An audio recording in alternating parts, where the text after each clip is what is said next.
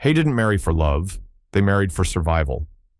In old Hollywood, that shocking truth hid beneath the wedding veils and studio spotlights.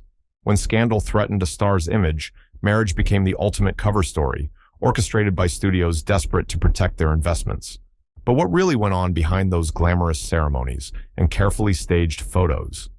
As we peel back the layers of these so-called unions, you'll see that not every ring told a story of romance or even choice. Rudolph Valentino and Jean Aker. In the smoky salons and palm-lined boulevards of 1920s Hollywood, few names generated as much breathless excitement as Rudolph Valentino. He was the very picture of masculine allure, a Latin lover whose gaze could melt any audience. But off-screen, Valentino's private life was fodder for feverish gossip, a delicate web that studios worked tirelessly to control. Enter Jean Aker, a rising actress in her own right, rumored within the tight circles of Hollywood to be a lesbian. The era's prevailing morality, combined with the suffocating power of studio contracts, left little room for truth. Public perception was everything. The notion that a star might be anything but straight could kill a career overnight. So, in 1919, the studio orchestrated what would later become known as a lavender marriage. The union of Valentino and Aker was less about love and more about mutual protection.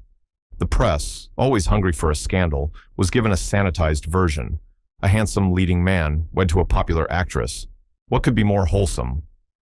Behind closed doors, however, the marriage was fraught from the start. The story goes that on their wedding night, Aker locked Valentino out of their hotel room, a symbolic gesture that would come to define their brief and troubled union. They separated almost immediately, the marriage officially dissolving after 2 years, but its purpose had already been served. Studio bosses exhaled, rumors had been temporarily quelled, and Valentino was free to ascend to superstardom. But Hollywood's worst-kept secret persisted. Whispers about his sexuality followed him to his grave, and even fueled ugly jibes from the press, who dubbed him the Pink Powder Puff. For Jean Aker, the arrangement offered similar respite, letting her pursue relationships in secret while preserving her career. In the end, their story is a cautionary tale of the era, when images mattered more than happiness, and marriage was often just another role to play. Rudolph Valentino and Natasha Ramboa. As Valentino's fame soared in the roaring 20s, so too did the scrutiny. His first marriage had done little to silence Hollywood's ever-present rumor mill, and as he began taking roles that challenged traditional masculine norms, studio executives grew nervous. The answer, as it so often was in Golden Age Hollywood, was another marriage, this time to the enigmatic costume designer Natasha Ramboa. Ramboa herself was no stranger to controversy. Whispers circulated about her romantic involvement with actress Alla Nazimova, and her unconventional style made her a lightning rod for both admiration and suspicion. In 1923, the studios engineered another lavender marriage for Valentino, pairing him with Ramboa in an attempt to stomp out the persistent rumors about both their sexualities. To the public, the marriage was presented as a union of creative powerhouses, the dashing leading man and the innovative designer, conquering Hollywood together. Behind the scenes, it was a different story.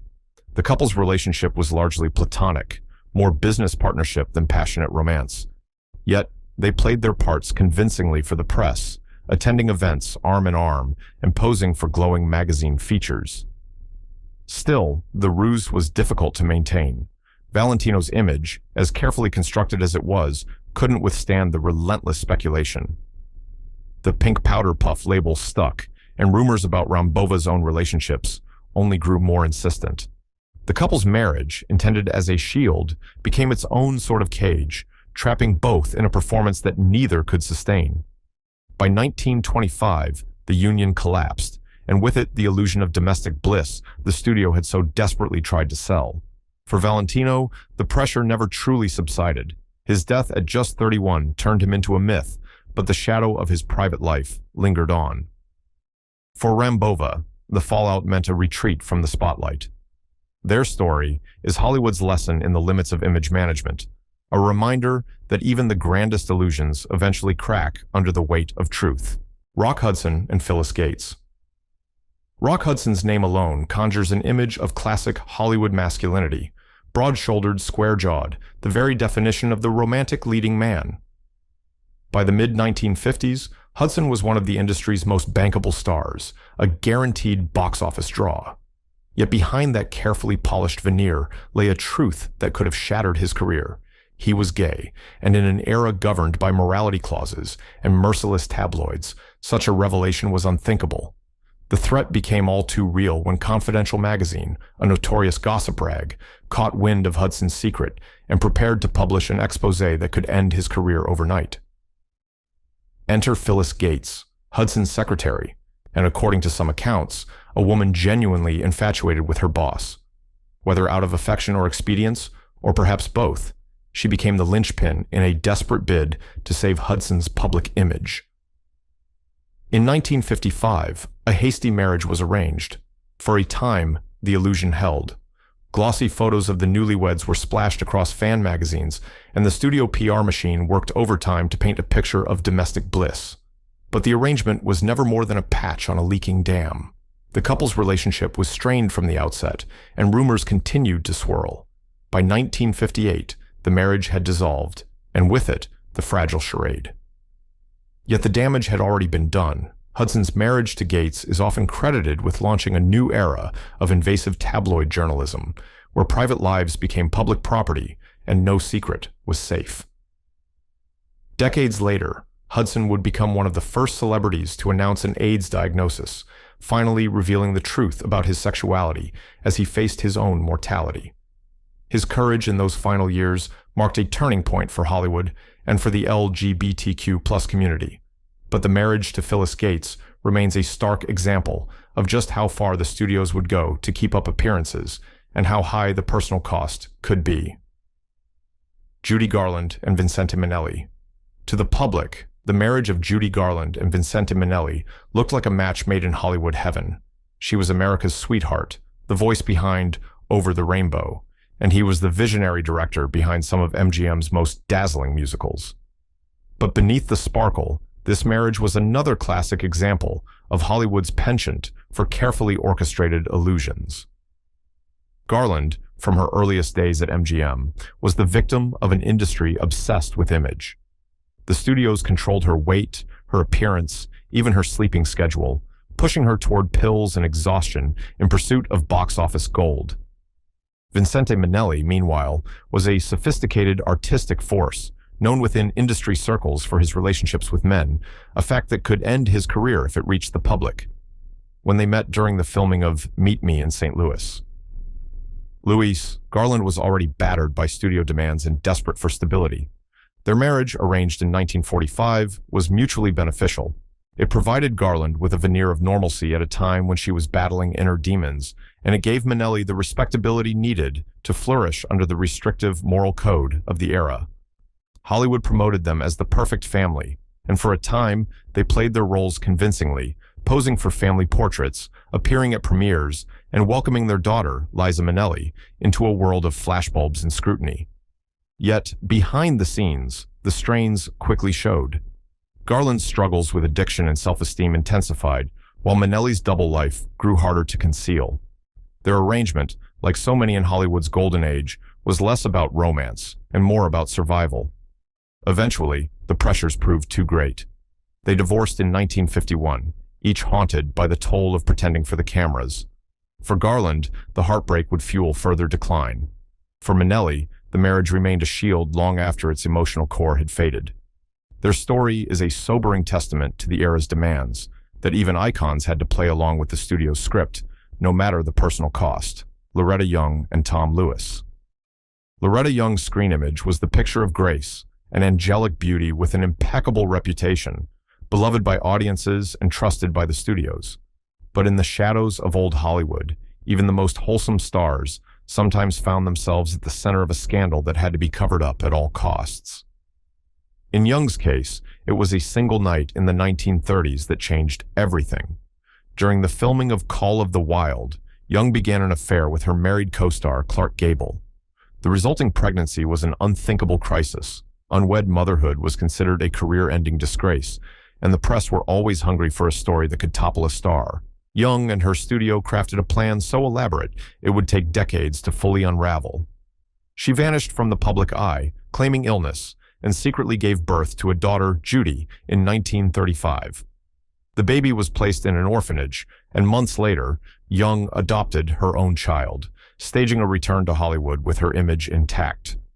But the studios feared even this elaborate scheme might not hold, and the threat of exposure loomed. To cement her respectability, Young soon entered into a marriage with radio producer Tom Lewis. The union was strategic, not romantic, a calculated move to anchor her public persona as a loving wife and mother. For years, Young maintained the lie. She never publicly acknowledged that Judy was her biological child, and Lewis played his part as the devoted husband. Their marriage gave Young the stability, and, more importantly, the appearance of stability needed to weather the relentless scrutiny of Hollywood's gossip machine. But the secret was a heavy burden, one that would only become public after Young's death. The truth finally emerged through her daughter's memoir, revealing just how far the studios and their stars would go to protect reputations. The marriage to Tom Lewis stands as a stark reminder. In Golden Age Hollywood, a wedding ring was sometimes less a symbol of love and more a shield against the world's unforgiving gaze. Janet Gaynor and Adrien. To fans, Janet Gaynor was the epitome of the ingenue, a soft-spoken beauty who won the very first Academy Award for Best Actress, charming her way into the hearts of moviegoers everywhere. Adrien, the celebrated costume designer behind MGM's most iconic looks, was equally revered for his eye for glamour and style. On paper, their 1939 marriage looked like a Hollywood fairy tale, the darling of the silver screen, joining forces with the visionary who dressed her. But in reality, their union was yet another case of old Hollywood's image machine working overtime to keep personal secrets under wraps. Both Gaynor and Adrien faced persistent rumors about their sexual orientations. Whispers in industry circles suggested that Gaynor preferred the company of women, while Adrien's close friendships with men were the subject of speculation. In a time when deviation from the straight and narrow was not just taboo, but could spell career ruin, these rumors posed a genuine threat. The studio system, determined to protect its investments, saw a solution in marriage, a public partnership that could douse the fires of gossip and reassure the press, fans, and executives alike. Their wedding was a lavish affair, eagerly covered by the media. Pictures splashed across movie magazines showed the couple smiling, perfectly cast in their roles as husband and wife. For nearly 2 decades, Gaynor and Adrien played their parts with grace. They kept up appearances, entertained Hollywood's elite, and even adopted a son together. All the while, they quietly maintained separate personal lives, secure in the knowledge that their public union kept damaging rumors at bay. To those who knew them best, the arrangement was an open secret, one that allowed each to continue their work and protect their reputations in a ruthlessly judgmental industry. When Adrien died in 1959, Gaynor mourned publicly, and the world saw a devoted widow. Yet beneath the surface, their marriage stands as a testament to the extraordinary lengths stars had to go simply to exist on their own terms in the Golden Age. It's a bittersweet legacy, an image so carefully managed that, for decades, even the truth had to wear a costume. Barbara Stanwyck and Robert Taylor. Barbara Stanwyck and Robert Taylor were, for years, one of Hollywood's most iconic couples, photographed at premieres, lauded in magazines, and cast in the public's imagination as the perfect pair. On screen, Stanwyck was a force of nature, tough, smart, and fiercely independent, yet able to play vulnerable when the role required it. Taylor, meanwhile, exuded leading man charm, his all-American good looks, making him a favorite with moviegoers and studio chiefs alike. But behind the scenes, their marriage was less a love story and more an expertly crafted Hollywood performance, another union designed as much for appearances as for personal fulfillment. The persistent whispers about both stars' private lives made the studios anxious. Rumors swirled that Taylor was gay, while Stanwyck's close relationships with women fueled speculation about her own sexuality. At a time when such rumors could sink careers overnight, MGM took an active interest in shaping the narrative. In 1939, Stanwyck and Taylor married in what many insiders believed was a strategic move. The studio poured resources into promoting them as Hollywood's golden couple, their every public appearance orchestrated to reinforce the illusion of domestic bliss. Photographs of the two smiling at home, stories of their shared hobbies, and glowing features about their storybook marriage flooded fan magazines. For the public, it was a romance to envy. For Stanwick and Taylor, it was a business arrangement that offered safety from relentless speculation and a reprieve from the unforgiving Hollywood rumor mill. In private, both stars maintained independent lives, with Taylor spending more time away as his career advanced, and Stanwick focusing on her work and close-knit circle of friends. The marriage lasted over a decade before quietly ending in divorce in 1951. The split, handled discreetly, did little to dent their public personas. By then, the cover had long served its purpose. The story of Stanwick and Taylor is a masterclass in the art of Hollywood image management, where even love itself could be just another costume, tailored for the spotlight and discarded when no longer needed. Their union remains a quintessential example of how the studios protected their stars, not by embracing their truths, but by hiding them in plain sight. Charles Lton and Elsa Lchester. Charles Lton and Elsa Lchester were both dazzlingly talented. He, a British character actor, celebrated for his masterful performances. She, a lively actress whose wit and charm lit up the screen.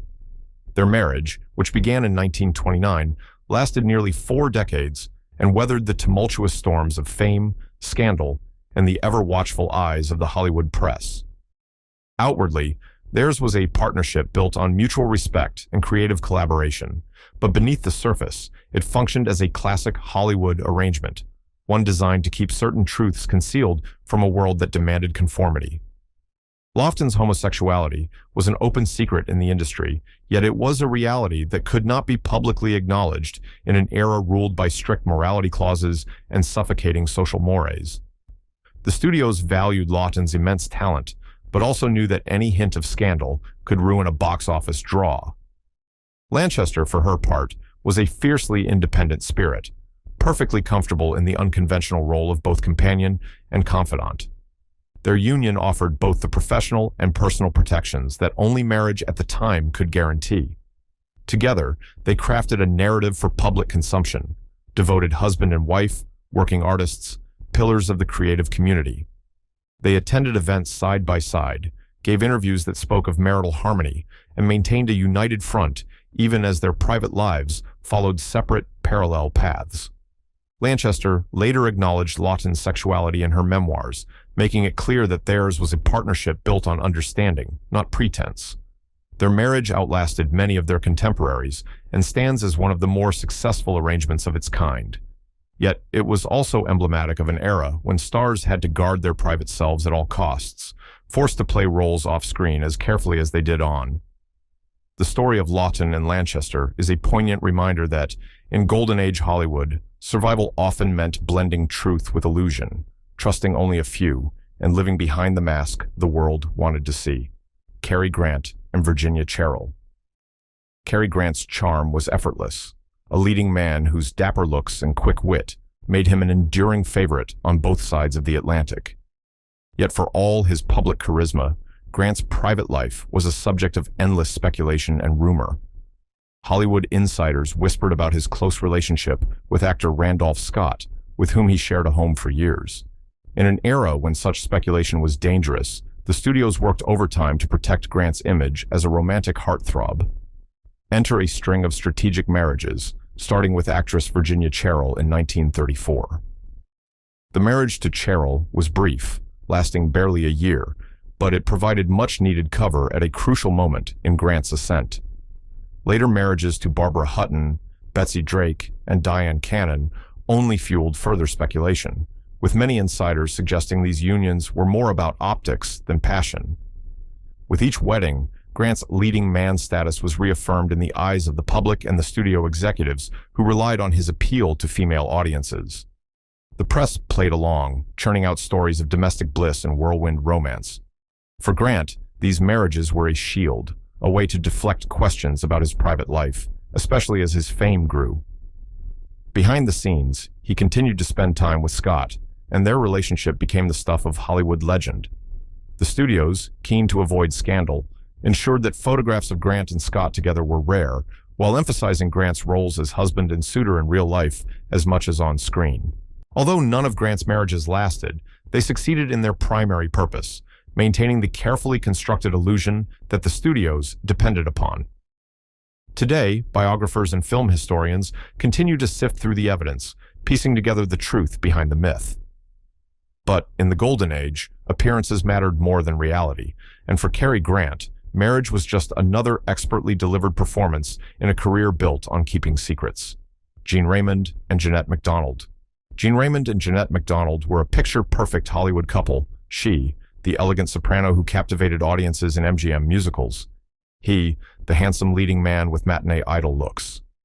Their 1937 marriage was celebrated by fans and heavily publicized by the studios, with newsreels and fan magazines touting them as the ideal of romantic bliss. But like so many pairings in Golden Age Hollywood, the reality was more complex, and their union was carefully orchestrated to keep rumors and danger at bay. Insiders at MGM and RKO were well aware that both Raymond and Macdonald faced persistent rumors regarding their sexual orientations. With studio heads eager to protect their investments and reputations, marriage became the go-to solution for quelling gossip. The arrangement suited both stars. Macdonald could maintain her image as the virtuous heroine beloved by audiences, while Raymond's standing as a leading man remained unchallenged. Their wedding was a grand affair, staged as much for the benefit of the press as for their friends and family. For years, they upheld the facade, appearing together at industry events and giving interviews that spoke of love and harmony. Yet, privately, the two led largely separate lives. Their marriage was more a business partnership than a traditional romance. Even their closest friends noted the formality and distance in their relationship, a sure sign of the pressures they faced in maintaining their images. Despite the charade, both Raymond and Macdonald managed to sustain long, successful careers, largely thanks to the public's unwavering belief in their storybook marriage. Only much later did the truth begin to emerge, as Hollywood historians examined the hidden costs of maintaining such deceptions. The story of Jean Raymond and Janette Macdonald is a testament to how the pressures of fame and the strict moral codes of the era forced stars to live double lives, proving that, in Golden Age Hollywood, not even love was ever quite what it seemed. Janet Leigh and Tony Curtis. In the 1950s, few couples captivated Hollywood like Janet Leigh and Tony Curtis. Their pairing seemed destined for the spotlight. A golden couple whose looks, charisma, and on-screen chemistry mirrored the fantasy lives sold by the studios. But beneath the surface, their marriage was as carefully orchestrated as any blockbuster premiere, with studio executives pulling strings and shaping headlines to suit their own needs. Both Leigh and Curtis were rising stars when they met, each with their own fan base and a growing reputation for talent. But Hollywood wasn't just a dream factory. It was a relentless machine obsessed with image, and both Universal and MGM understood the power of a good story. Curtis, the son of Hungarian immigrants, had clawed his way into the business through sheer force of will and undeniable charm. Leigh, meanwhile, radiated a wholesomeness that made her a favorite of Middle America. Together, they were box office gold. But there was a strategic purpose behind the whirlwind romance. Curtis's reputation as a heartthrob and rumors of prior affairs were becoming a headache for his handlers, threatening to overshadow his work. At the same time, Leigh, newly divorced from her first husband, was vulnerable to gossip in a town where moral judgments could be swift and brutal.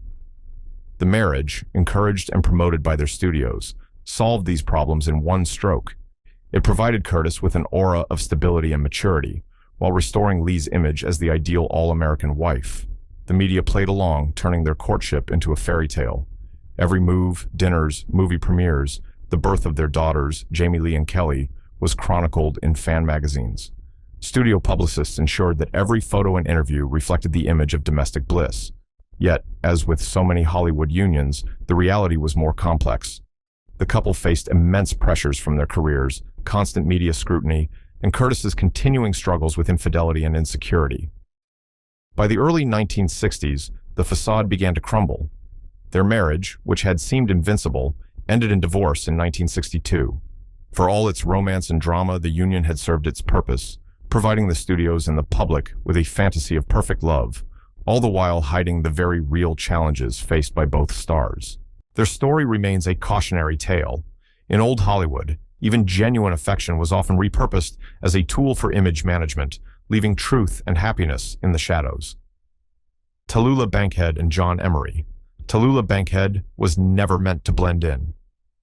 She arrived in Hollywood with a southern drawl, razor-sharp wit, and a reputation for flouting conventions. A woman as likely to be found at a boozy after-hours party as on a movie set. Her talent was indisputable, her magnetism undeniable. But in the rigid world of Golden Age Hollywood, her refusal to play by the rules made her both a legend and a liability. Bankhead's sexuality was an open secret. She was unabashedly bisexual, indulging in relationships with both men and women in an era when such openness was dangerous.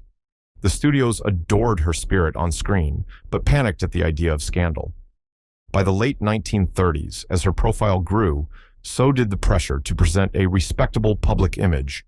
Enter John Emory, a Broadway actor with matinee idol looks and ambitions to match. Their whirlwind marriage in 1937 was, at least on paper, the perfect solution. Industry insiders whispered that the union was less about love and more about necessity. For Bankhead, marrying Emory provided a shield against press speculation and a chance to silence persistent gossip. For Emory, the marriage meant an entree into Hollywood's inner circle and the headlines that came with being paired with such a notorious star.